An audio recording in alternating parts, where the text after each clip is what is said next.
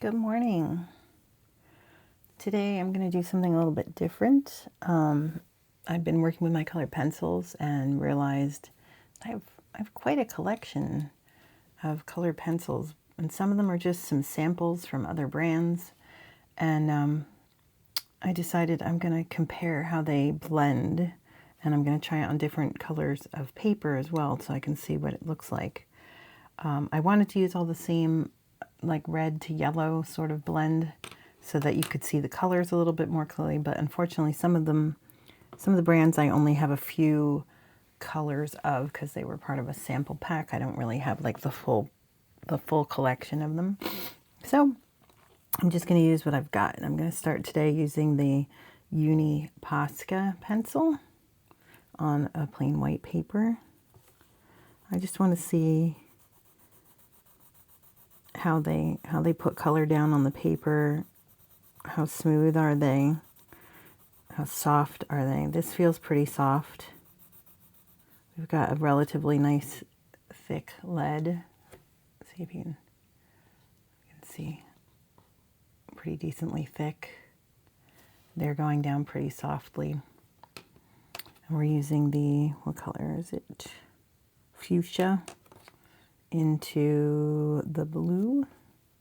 So let's see. Again, nice, relatively soft lead. Yeah, the color of the blend is pretty good. It kind of conceals that fuchsia. Makes like a shadow of it, I guess. I can do more layers. Build up the color pretty well. I'm going to bring back the fuchsia.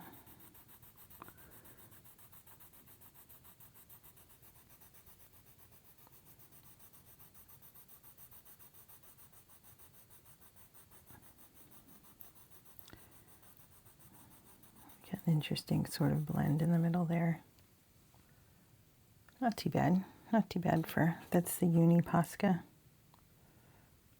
Probably know them more for their markers than you do their colored pencils.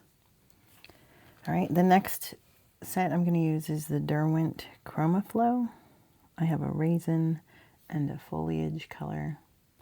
I'm going to start with the raisin on top. Look, it looked really sharp from the one side, but not from the other. The wood on this seems to be a little scratchier, shreddier. I don't know. I don't have the vocabulary for it, but also a nice layering of color. The lead, look at my leads even breaking on me. I'm not putting a lot of pressure. The lead seems to sit pretty loosely inside the pencil. Let's see if it holds out on me. It's not as snug of a feel of lead in the pencil.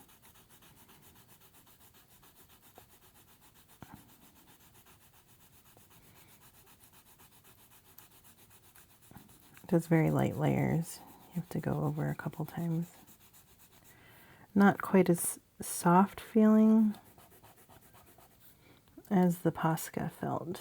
And again, loose lead. It's frustrating. I guess the lead breaks easy inside the pencil. All right, the next one is the Staedtler Norris Club. I'm going to use the red and the yellow.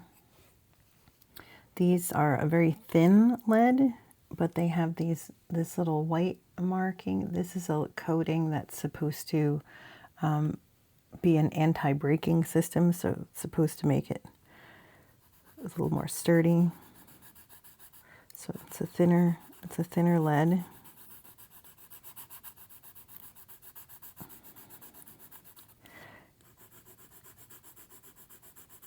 It is a little bit of a harder, I don't know, it's hard to describe. It's like a soft hardness. It's not hard like a regular HB pencil. It's not hard like that. It's a little softer than that, but it's not quite as soft as some of the other color pencils.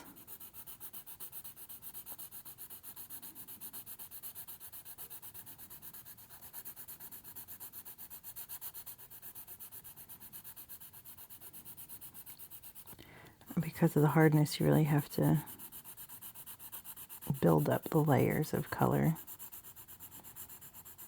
I think this would be good for detail work.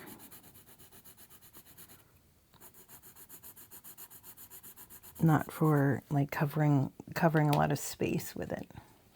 But not too bad, the coloring. I do like those. All right, the next ones I'm going to try. These are the Polychromos, the Faber-Castells.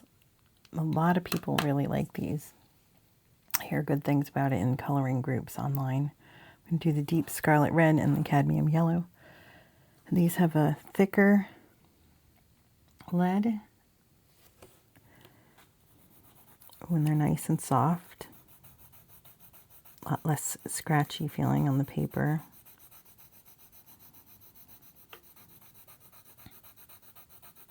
Color buildup is really nice.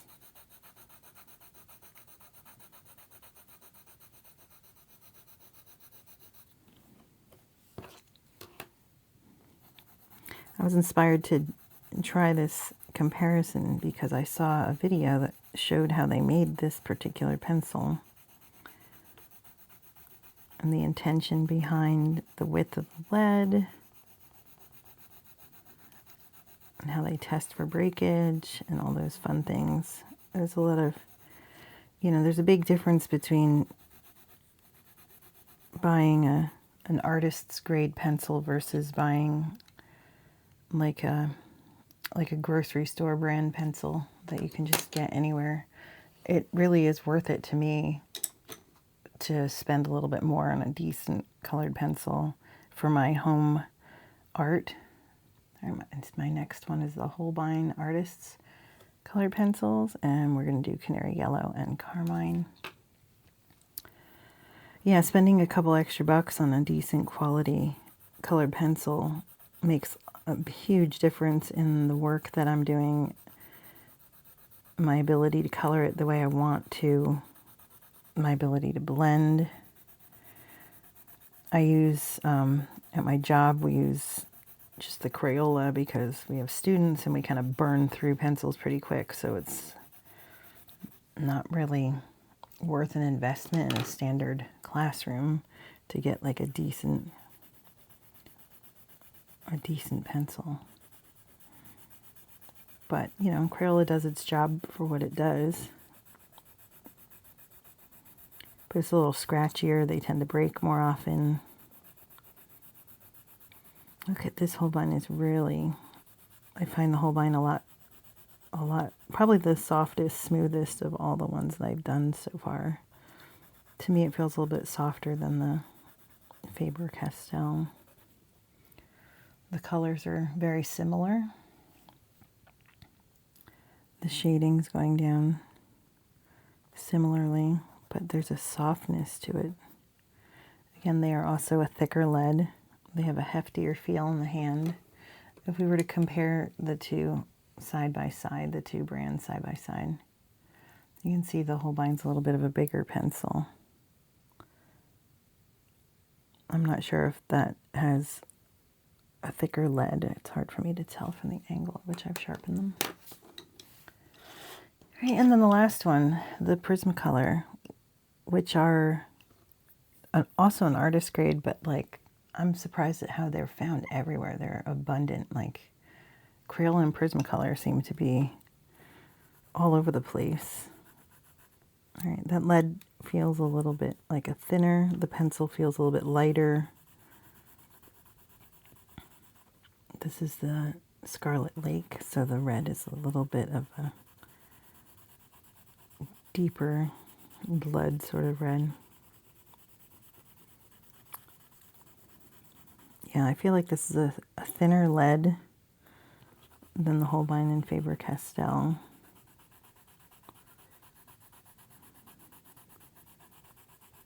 Blending quality is pretty good. Now we're doing the Canary Yellow.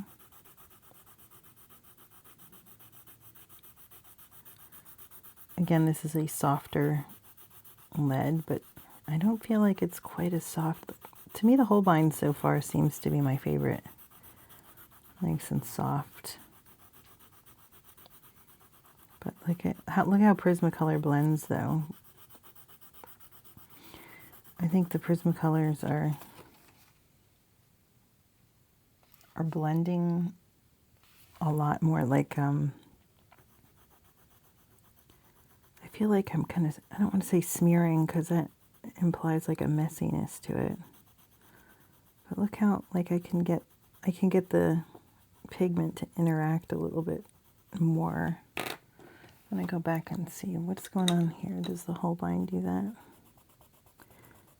Yeah, see, with Holbein, I'm not pushing the pigment around the same way I feel like I'm pushing it around. Like I can layer it. So it's a different sort of effect, right? I guess you choose the pencil based on what you're looking to do with the art. Maybe it has to do with the angle of the grain I'm working with too, because I'm finding I can get that. Oh, sorry, the camera's going all over. I can get the smearing a little bit better. There's got to be a better word. Professionally say blending. When I changed directions, I was blending a little bit better here. With the Prismacolor, I can feel myself like pushing the pigment around. I'm going to try the Polychromos again just to compare the feeling.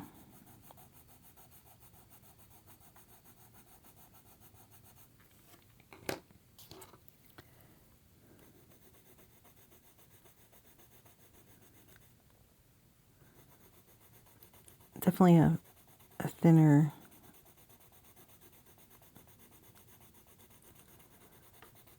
look at the layers. I feel like with the Polychromos I can kind of cover up more. With the Holbein and the Prismacolor, I feel like I'm blending more. I guess once I add more layers, the Polychromos is doing what I need it to do. So Polychromos blends too. I think we just need a little more layers with the Polychromos to get it. Whereas Prismacolor seems to do it like with one layer each. Polychromos helps to have multiple layers before the blending really starts going how you want it to. And Holbein's kind of right in the middle with it. All right, let's try the same colors but on a different color paper. Same brands. I'm going to start with the Uni Posca up here. Just to see, I want to see how the color goes down on the darker paper. It's a different texture to the paper. All right, the blend, that's blue on top of the fuchsia. I'm going to try fuchsia on top of the blue. So you can see the different, depending which goes on top. All right, we're going to try the Derwent. Start with the raisin on top. Be careful because my leads are falling out.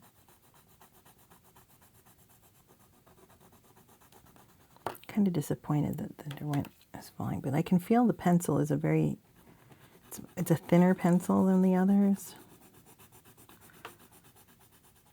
So it doesn't surprise me that the lead might be cracking because maybe the lead is also thinner. Or maybe, maybe mine got jostled around in shipping or something. I don't know. I'll give them the benefit of the doubt. I'm not going to say no. Color is color, right? All right, now we do the Staedtler Norris. Again, these are very look how fine I can get really thin lines with this. So I would use these in tight areas to color or use them, for detailed spots. Okay, see how the yellow on the brown here. It's not really showing up very well. So here's yellow on top, red on top.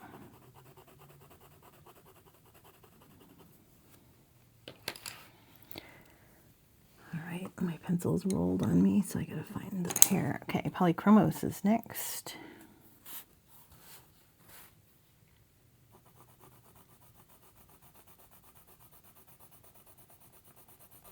Look how the red kind of pops a little bit more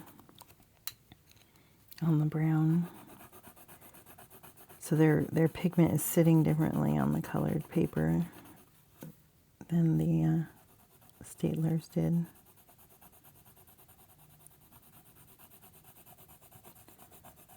All right, see how if you build it up, it definitely shows up pretty well on the colored paper. Red on top versus yellow on top, kind of getting the same shade. Not bad. All right, and we're going to do the whole bind now.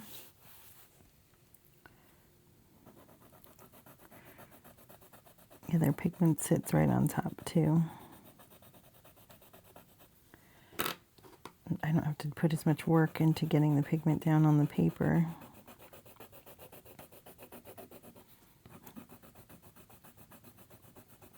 Yellow over red. And now try the red over the yellow.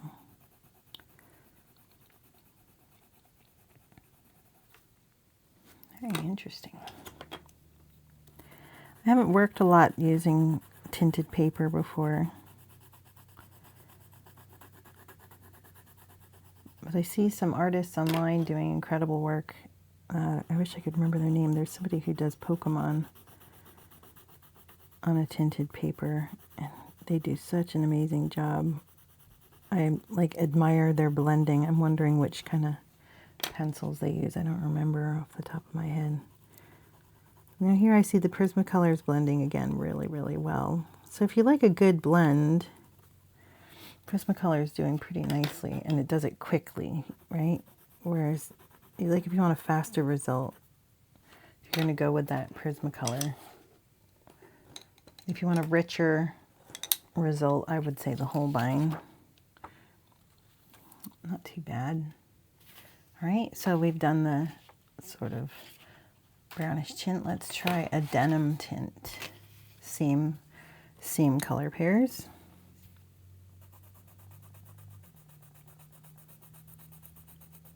And the Posca's not too bad.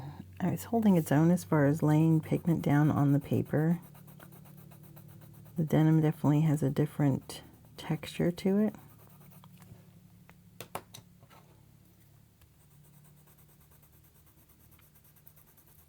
Multiple blends. These poor Derwents that are falling apart on me.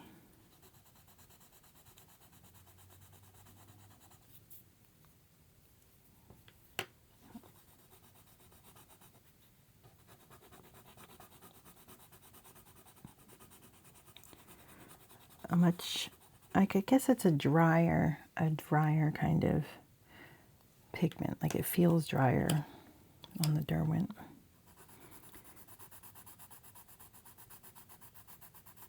Like even the thinner lead feels softer than what the Derwent lead felt like.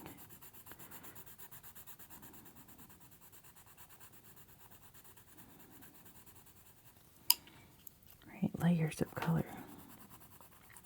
So I would say, if you want to get a good blend when you're doing your art with these, maybe do a neutral color underneath to sort of start the layering of blending, and then do these colors on top to add the tint that you're looking for. That might encourage the blend to happen quicker with fewer layers needing to happen.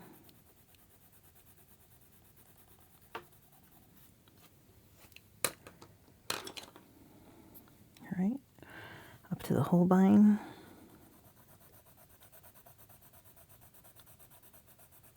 I'm doing these in the same order as I did in the first one on the white paper. I just haven't labeled all these papers the same for the sake of time. I don't think you want to sit here for an hour while I just scratch around on paper.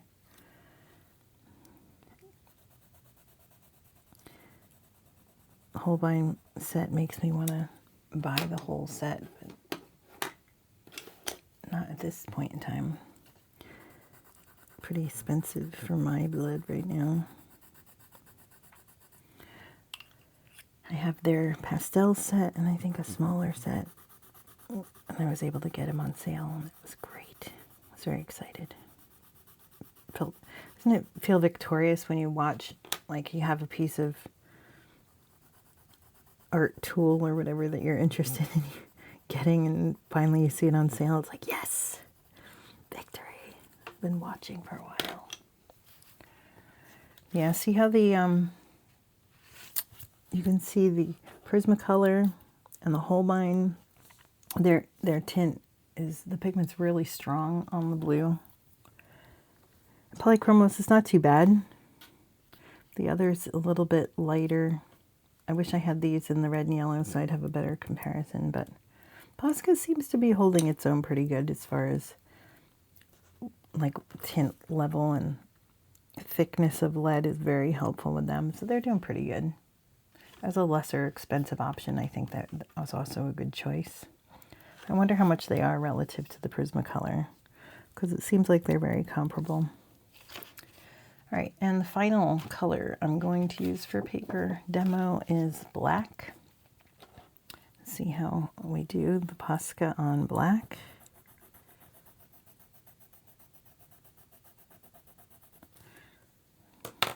Again, the colors are pretty deep on the black. Look how the blue looks on it, though. That's kind of cool. And the blend is actually kind of nice on this paper. I think it's a different texture of paper, so it made the blend happen easier. A little bit of a smoother paper. Do our Derwents. Yeah, I think I like this paper. I'm going to have to look up what this paper is, because the smoothness of the surface is really good for a color pencil. I feel like I'm not getting a blend here with the Derwent. And it could just be that I don't have enough color variety, so the colors I'm trying to blend together might not be the best. All right, let's see how the Staedtler goes with the harder lead on this. The pigment is not, like, it's laying down, but it's not as thick. It's not showing, like the black is very dense on it. And even the yellow doesn't even really look like a yellow here.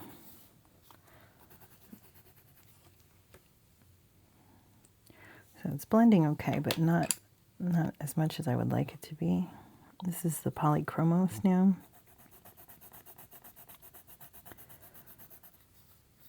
It's laying pigment down pretty nicely. You can tell that that's definitely red on the black. Definitely yellow on black. Any of you remember being in elementary school when it came to this time of year, Halloween season, where they would always have you do like black cat work, where you had, they gave you black construction paper to make a black cat, and they always had you use yellow to make the eyes, because the yellow always kind of pops like this on the black paper.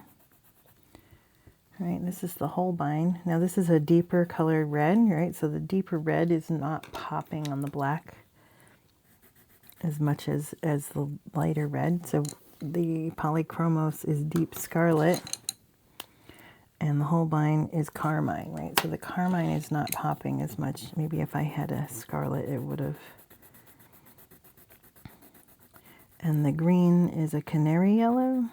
So this canary yellow is giving a bit of a, I said a green. It's a yellow, but it's giving that greenish hue. So I said green because looking at it kind of feels a bit chartreuse-ish, right? So right now, the Polychromos color on the black is a little more true to the actual color that I was using.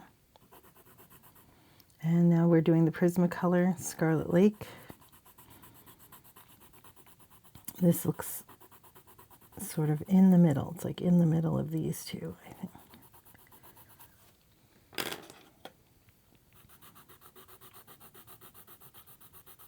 The yellow is a little bit more yellow.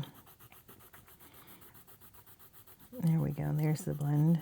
Oh, and look at that orange. Look at how we just, boom. Can you see it on the, excuse me, on the tip of the pencil? See how it like created orange pigment, like right there. It's like floating on the surface.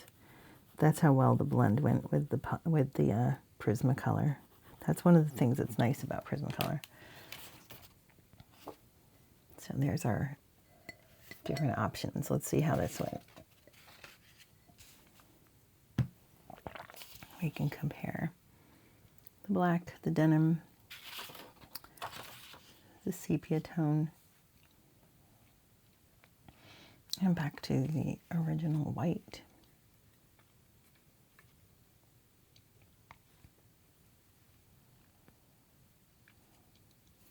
So, I don't know, do you have a favorite based on what you've seen? What ones do you use? Excuse me, I have a little thing in my throat. I tend to use the Holbein and the Prismacolor the most. I have more of the Prismacolor pencils, primarily because of affordability. I would like to use more of the Holbein, try them out more. And I'm kind of dipping into the polychromos too. I like them. They're all decent. They all serve their own purpose, their own way, their own time. But I'd love to hear your input and what you use. And tell me how that you're taking a leap into art this week. I'll talk to you soon. Thanks for hanging. Bye.